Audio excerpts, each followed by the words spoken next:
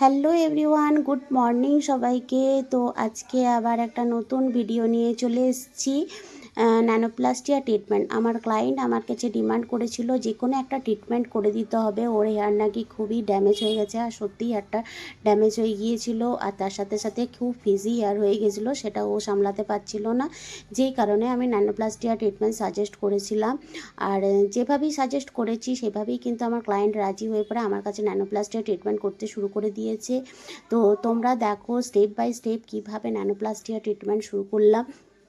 আর একটা কথা তোমাদেরকে সবাইকে বলে রাখি, হেয়ারের কোনো রকমভাবে কোনো ট্রিটমেন্ট করতে হলে যারা বিগনার আছো, যারা নতুন নতুন কাজ করতে শুরু করেছো, তারা কিন্তু যারা এক্সপার্ট আছে তাদের হেল্প নিয়েই কাজটা করো। কারণ হেয়ার ট্রিটমেন্ট এমনই একটা জিনিস, তুমি যদি ঠিকঠাক করে না করতে পেরেছো তাহলে কিন্তু হেয়ারের প্রচুর পরিমাণের ক্ষতি হয়ে যাবে।